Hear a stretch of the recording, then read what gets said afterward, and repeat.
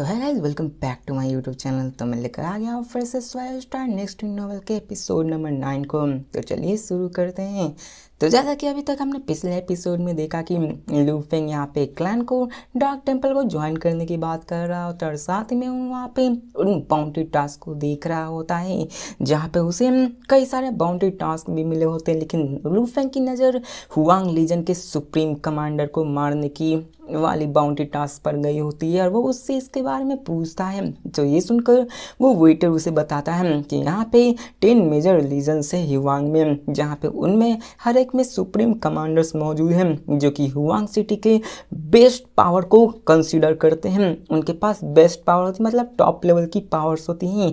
और देखा जाए तो हमारे सिटी लॉर्ड के पास भी इतनी पावर नहीं है उन सुप्रीम कमांडर्स के जितनी। इसी कारण यहाँ पे यानफेंग गिल्ड के डार्क हॉल में एक ऐसा बाउंड्री है, अगर यहाँ पे जब तक कोई इस साइन को करने की हिम्मत करेगा तब तक यानफेंग की उसे रिवॉर्ड देने की ताकत होगी। यहाँ पे अगर आप ऐसा कर सकते हैं तो यानफेंग गिल्ड आपको सच में बहुत बड़ा ऑफर रिवॉर्ड करेगी। तो लू फेंग उससे हामी भरता है और उसे ये भी पता था कि यानफेंग गिल्ड हॉल ऐसा करने की ताकत भी रखती है। जिसके बाद उसी के तुरंत बाद एक ब्लैक जेट बोतल वहाँ पे आ जाती है लू फेंग के सामने। वो लू फेंग से कहता है वेटर की डिवाइन मोनार्स, आपने जितने भी रिफाइनिंग मटेरियल्स को मांगे थे वो सभी आ चुके हैं, आप इसको चेक कर सकते हैं। लू फेंग ने अपने सिंगल थॉट से सारे मटेरियल्स को देख लिया होता है।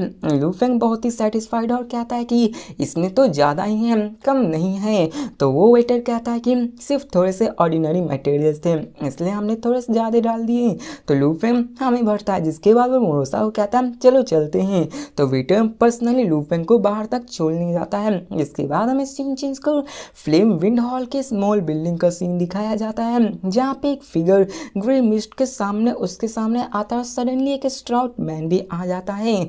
तो हमें उस ग्रे मिस्ट फिगर को दिखाया जाता है जो कहता है क्यूरेटर, और जैसे ही वो वहाँ बोलता है वहाँ पे एक ओल्ड गाय आ जाता है और हमें उस स्टाउट मैन को दिखाया जाता है जो हंसते हुए कहता है second uncle, I am sorry for you. अब यहाँ पे आप लोग को समझ नहीं आ रहा हो क्योंकि अभी यहाँ पे नए नए कैरेक्टर्स को इंट्रोड्यूस किया जा रहा है। हानफेंग सिटी में ऐसे बहुत सारे सीक्रेट चीज़ें हैं जो कि आगे जाके आपको पता चलेंगी। कैरेक्टर्स भी नहीं आने वाले हैं। इसके बाद हमें इन सब के बारे में पता चलता है। यहाँ पे वो लोग आपस में बात करने लगते हैं। तो अभी स्टाउट मैन कहता है कि मैं यहाँ पे ब्रेक थ्रू करने की सोच रहा हूँ केओस रियल में, और फिर वापस हम जिसको सुनकर ग्रे मिस्ट फिगर कहता है कि आप एम्पर हैं और चू लिनेज के अंदर आते हैं, आपके पास नोबल ब्लड लाइन भी है, आपको यहाँ पे किसी भी ब्लड लाइन कल्टिवेशन मेथड को प्रैक्टिस करने की ज़रूरत नहीं है बल्कि आपको लॉ ऑफ एनलाइटमेंट की ज़रूरत है। और मैं आपके एम्बिशंस को जानता हूँ, आप आराम से इन्फिनाइट डिवाइन बॉडी को कंस्ट्रक्ट करके अपने आप को ट्रू गॉड में अचीव कर सकते हैं बिना अपने ब्लड लाइन की हेल्प कहीं, आप ज़रूर इसमें कामयाब हो गए। तो वो बंदा भी कहता है हाँ तुमने सही कहा, इतने डिफिकल्ट रास्ते पे मैं चल रहा हूँ तो इससे पीछे हटने का भी कोई फायदा नहीं। और यहाँ पे ग्रेमिस्ट बंदा कहता है कि ठीक है आप ऐसा ही करिए, आप ब्रेक थ्रू कर लेंगे तो ज़रूर आप हमारे फैमिली में वापस आइएगा। तो स्टोरी फिगर भी कहता है कि हाँ मैं आऊँगा, लेकिन अभी केओस मास्टर बनना बहुत ही मुश्किलों की बात है। लॉ ऑफ केओस को समझना तो और भी मुश्किल होता है। हमें बताया जाता है कि वो ऑरिजिन कॉन्टिनेंट में ही बॉर्न हुआ था, उसके पास बचपन से ही उन सारे लॉज को सेंस करने की ताकत होती है, जैसा कि मैंने यहाँ पे कहा। जो यहाँ पे पहले ही जन्म लेते हैं, जो ओरिजिन कंट्री में जन्म लेते हैं, उनके पास ज़्यादा एडवांटेज होता है यहाँ पे लॉज को समझने के लिए। लेकिन लू फेंग डिफरेंट था, वो तो यहाँ का था ही नहीं, जिसके कारण उसे थोड़ी सी मुश्किलातों का सामना करना पड़ सकता है इन सब के कंपेरिजन। जिसके बाद उन सब में ऐसे ही बातें होने लगती है। जिसके बाद हमें सीन चेंज कर लू फेंग और मोरोसा को दिखाया जाता है जो कि अपने केव में वापस आ चुके होते हैं। लू फेंग मोरोसा को कमांड करते हुए कहता है कि मैं अभी रिट्रीट में हूँ, तुम यहाँ पे मूव करने के लिए फ्री हो, यहाँ पे तुम बाहर जा सकते हो, घूम फिर सकते हो, लेकिन याद रखना तुम्हें यहाँ पे किसी ट्रबल में नहीं आना है। तो मोरोसा कहता है कि चिंता मत करो मास्टर, मैं हूँ ना, मैं कुछ भी नहीं होने दूंगा। जिसके बाद सुनकर लू फेंग मुड़ जाता है और उस अंडरग्राउंड केव में चला जाता है। और जैसे ही वो अंदर जाता है वहाँ पे लेयर्स ऑफ ऑर्गन्स बनने लगते हैं, वो सारे के सारे दीवार बंद होने लगता है फॉर्मेशन भी बैन हो जाते हैं। अब ये अंडरग्राउंड हॉल बनाया ही गया तो होता है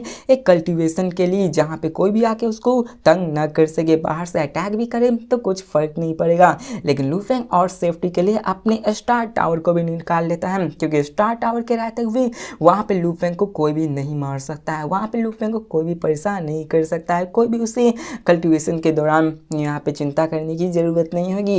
जिसके बाद हमें सीन चेंज कर स्टार टावर के एक फ्लोर का सीन दिखाया जाता है, जहाँ पे लू फेंग अपने पैरों को क्रॉस करके बैठा हुआ होता है। वहाँ पे वो अपने बॉडी को ग्रो करने लगता है और उसका बॉडी और भी वॉस्ट तरीके से फैलने लगता है। हमें बताया जाता है कि किसी भी एक ऑर्डिनरी ट्रू गॉड की बॉडी वो 1,00,000 किलोमीटर से ज़्यादा होती है, और यहाँ पे लू फेंग की बॉडी की तो बात ही मत करो।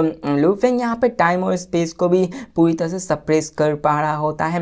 लू फेंग जानता था कि आखिर उसे अपने आप को कल्टीवेट कैसे करना। वो कहता है कि मुझे अपने ट्रू बॉडी को पूरी तरह से मैनिफेस्ट करना होगा, और मैं सिर्फ अभी 1.2 बिलियन किलोमीटर ही लंबा हूँ, मुझे अपने बॉडी को और भी बड़ा करना होगा। और देखा जाए तो अभी लू फेंग अपने बॉडी के फुल पोटेंशियल पे नहीं आया होता है।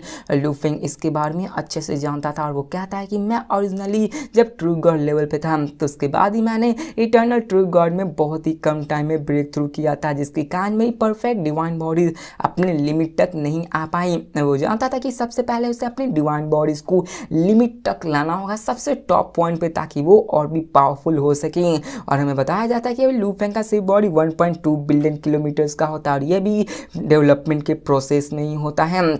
और लू फेंग सोचने लगता है कि आखिर मेरी बॉडी कितनी ज़्यादा बड़ी होगी, जबकि मैं एक इटर्नल ट्रू गॉड बन चुका हूँ। लू फेंग जानता तो नहीं था, लेकिन अंदाज़ा तो लगा चुका था। वो समझता था कि उसकी डिवाइन बॉडीज़ की हाइट इन्फिनाइट तक जा सकती है। और हमें यहाँ पता चलता है कि किसी भी इन्फिनाइट डिवाइन बॉडी, जो कि एक बॉडी की नाम है, वो कोई भी इटर्नल ट्रू गॉड लेवल अपने मैक्सिमम हाइट 3.6 बिलियन किलोमीटर्स तक जा सकता है। और जिन कॉन्टिनेंट इन्वायरमेंट में आकर लू फेंग की जबकि एक परफेक्ट डिवाइन बॉडीज है, तो लू फेंग की बॉडी 3.6 बिलियन से ऊपर तक जा सकती है, ये और भी जहाँ तक जा सकती है। लू फेंग कहता चलो इसे धीरे धीरे डेवलप करते हैं। लू फेंग अपने पैर को क्रॉस करके आंखों को बंद करता है और अपने केओस पावर मैप को स्टडी करना शुरू कर देता है। और जैसे जैसे वो उसको स्टडी कर रहा था, लू फेंग उसके एडवांटेज को देख पा रहा होता है, वो उसकी पावर को समझ रहा होता है, वो उसको अच्छे से समझने की कोशिश कर रहा होता है। लू फेंग ने अभी सबसे पहले अपने सीक्रेट ट्रेजर वेपन को कल्टीवेट करना शुरू कर दिया होता है, जिसकी हाइट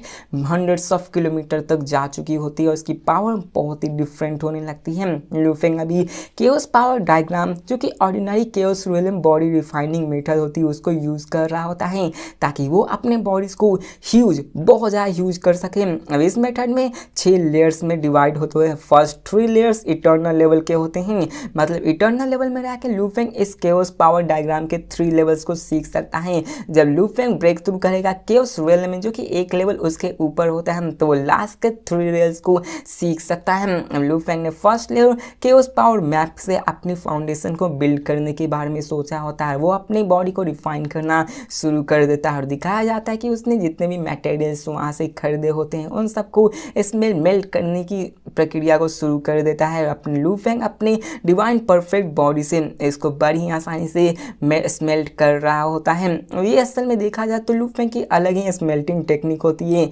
जिसको लू फेंग ही अभी यूज़ करना जानता था। और लू फेंग इन सबको जानता था कि ये इतना भी आसान नहीं है, और अभी लू फेंग एक रिफाइन कर रहा होता है वेपन्स को, ताकि वो और भी पावरफुल वेपन्स को यूज़ कर सके। और ऐसे ही वो इसको करते रहता है, वो उन सारे मटेरियल्स को रिफाइन करता है, बर्न करता है, एरर डायग्राम को यूज़ करता है, ऐसे ही कंबाइन करने लगता है, बार बार करता है, पजल को बार बार सॉल्व करने लगता है। और लू फेंग यहाँ पे अपनी खुश मिजाज में था। वो जानता था कि फॉर्चुनेटली वो एक इटर्नल ट्रू गॉड है, वो लॉज को अच्छे से जानता है। अगर यहाँ पे लू फेंग की जगह कोई और होता तो यहाँ पे ये करने की हिम्मत नहीं करता, वो यहाँ पे किसी और वेपन्स को बनाने की हिम्मत नहीं करता। और अब फिर हमें दिखाया जाता है कि लू फेंग ऐसे ही बार बार ट्राई करने लगता है। वो यहाँ पे प्रैक्टिस कर रहा था, लेकिन वो इसमें सक्सेस नहीं हो पा रहा था। जैसे जैसे वो ऊपर आ रहा था, डिफिकल्टी और भी बढ़ने लगी होती, टाइम पास होने लगता है, 1 दिन 2 दिन 3 दिन ऐसे ही करके पास होने लगता है। और जैसा कि हमें पता है कि यहाँ पे ओरिजिन कॉन्टिनेंट अपने प्राइमोरियल यूनिवर्स के हिसाब से टाइम डिफरेंट चलता है। यहाँ का 1 सेकेंड वहाँ के 10,081 सेकेंड्स के हिसाब से होते हैं। मतलब ये हुआ कि लू फेंग ने यहाँ पे सिर्फ एक दिन को पास किया, तो प्राइमोरियल यूनिवर्स में 10,081 1 ईयर्स मतलब एक इरा पास हो चुके होते हैं। लू फेंग अपने स्मॉल यूनिवर्स के अंदर होता है जिसका डायमीटर 100 बिलियन लाइट ईयर्स होता है, जहाँ पे चारों तरफ केओटिक एयर फ्लो मौजूद होती हैं। लू फेंग की डिवाइन बॉडीज बड़ी होनी शुरू हो जाती है। अब दिखाया जाता है कि लू फेंग ने तो अपने टेक्निक्स को परफॉर्म करके अपनी डिवाइन बॉडीज को ग्रो करने की टेक्निक को यूज कर रहा होता है, जहाँ पे उसकी बॉडी 1.2 बिलियन किलोमीटर्स थी, वो बढ़ने लगती 1.3 बिलियन, 1.4 बिलियन। पता नहीं यहाँ पे एडिटर की गलती है या फिर क्या हुआ, राइटर ने कुछ गलती की है। पहले तो हमें बताया जाता है कि लू फेंग की अभी शुरुआत में इनिशियल 1.2 बिलियन है, बिलियन, लेकिन यहाँ पे दिखाया जाता है कि वो 200 मिलियन किलोमीटर हो जाता है। क्या पता मेरी मैथमेटिक्स गलत हो, लेकिन ऐसे ही दिखाया जाता है कि वो 200 मिलियन किलोमीटर, 300 मिलियन किलोमीटर बढ़ने लगते हैं। लू फेंग की डिवाइन बॉडीज और भी बड़ी होने लगती है। लू फेंग अपनी पूरी तरह से इमर्स हो चुका था केओस पावर मैप को, उसी को सीखने में, ताकि उसी को सीख के वो अपनी डिवाइन बॉडीज को परफेक्ट करा सके। दिखाया जाता है कि लू फेंग नोटिस भी करता है कि उसकी बॉडी ऑलरेडी 800 मिलियन किलोमीटर्स लंबी हो चुकी होती है, जिसके बाद लू फेंग और भी आगे बढ़ने लगता है। उसको सीरियस लेके वो और भी अपने पूरी जान से उसमें खो जाता है, और उसे पता था कि इन्फिनाइट बॉडी 3.6 बिलियन किलोमीटर से होती है, उससे ज़्यादा ही लू फेंग को अचीव करने लगता है। जिसके बाद लू फेंग अपने कल्टीवेशन में पूरी तरह से ऑब्सेस हो चुका होता है और वो अपने उसको और भी बढ़ाने लगता है। लू फेंग कम्प्लीटली डूब चुका होता है, वो अपने केओस लॉ को भी फील कर पा रहा होता है, सभी तरह की सीक्रेट मैटर्स को स्टडी कर रहा होता है। लू फेंग उन सबको अपने दिल से जान पा रहा होता है। ऐसे ही टाइम बीतने लगता है, पास होने लगता है, टाइम ऐसे ही पास होने लगता है, और दिखाया जाता है कि लू फेंग उसमें पूरी तरह से डूब चुका होता है। और सडनली एक ऐसा दिन आता है जहाँ पे लू फेंग की बॉडी रुकना, ग्रो करना बंद हो चुकी होती है, और दिखाया जाता है कि वहाँ पे स्मॉल यूनिवर्स, प्राइमेरियल यूनिवर्स स्लो होने लगती है और केओटिक एयर फ्लो भी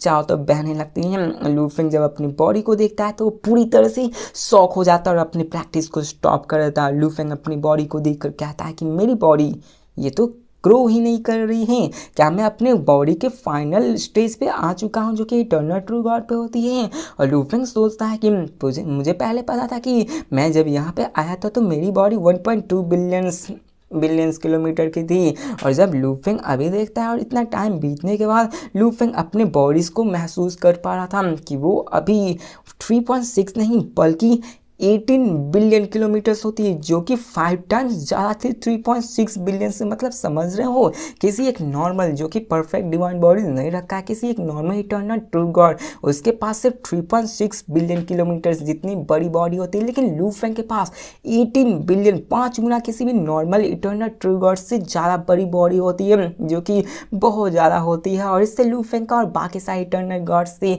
बहुत ही ज़्यादा पावर गैप भी होता है, और ये बहुत ही वास्ट होता है। लू फेंग इन्हीं सब के बारे में सोचने लगता है, और जितनी बड़ी बॉडी होगी उतनी ज़्यादा आप पावर अपने अंदर कंजर्व कर सकते हैं, जो कि आपकी फाइट में ज़्यादा मदद करेगी। जैसे कि लू फेंग ने आते ही पहले इटर्नल गॉड से फाइट की होती, तो उसने अपने 50% डिवाइन बॉडीज को बर्न कर दिया था, लेकिन फिर भी वो लू फेंग का बाल भी बाका नहीं कर पाता। ये इसलिए क्योंकि यहाँ पे उसकी ज़्यादा बॉडी बड़ी नहीं थी, और लू फेंग अगर 50% यूज़ किया तो आप ऐसा समझ लो कि वो 2.5 फुल ग्रोन इटर्नल गॉड की जितनी पावर को यूज़ कर पाया, जिससे कि एक केओस मास्टर भी हार सकता है। लू फेंग इन सब को सोचने लगता है, और यहाँ पे लू फेंग कहता है कि ये तो मेरे लिए बहुत ही अच्छा है, ये 18 बिलियन किलोमीटर ये मेरे को और भी अपर हैंड देने वाला है। टाइम पास होने लगता है, लू फेंग और भी अपने सीक्रेट्स को रिफाइन करने लगता है। लू फेंग और भी केओस पावर मैप के फर्स्ट लेयर को सीखना शुरू कर देता है, और लगभग उसे 300 दिन लग चुके होते हैं, और फाइनली लू फेंग ने उसके फर्स्ट लेवल को भी कंप्लीट कर लिया होता है, जिसमें कि लू फेंग को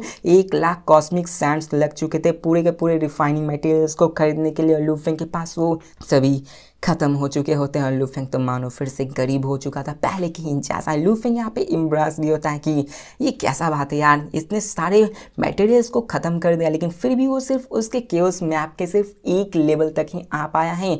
उसे यहाँ पे कम से कम 2 लेवल्स तो आने चाहिए थे, टोटल 6 लेवल्स मौजूद है, लेकिन लू फेंग कर ही क्या सकता है, उसे फिर से पैसों की ज़रूरत होगी, फिर से उसे मटेरियल्स लेने होंगे ताकि वो सेकेंड मैप को भी कंप्लीट कर सके, अपनी बॉडीज़ को और भी ग्रो कर सके। लेकिन लेकिन लू फेंग कहता है कि कोई बात नहीं, कॉस्ट बढ़ी है लेकिन यहाँ पे जो इफेक्ट है वो भी अच्छी है, चलो बाहर जाने का टाइम हो चुका है। लू फेंग पैलेस को ओपन करता है और बाहर निकल जाता है। तो इसी के साथ ये वीडियो भी खत्म होती है। तो मिलते हैं नेक्स्ट वीडियो में और देखते हैं कि आगे क्या होने वाला है, लू फेंग आगे क्या करने वाला है और आगे कैसा सफ़र जाने वाला है। तो मिलते हैं नेक्स्ट वीडियो में, तब तक के लिए बाय।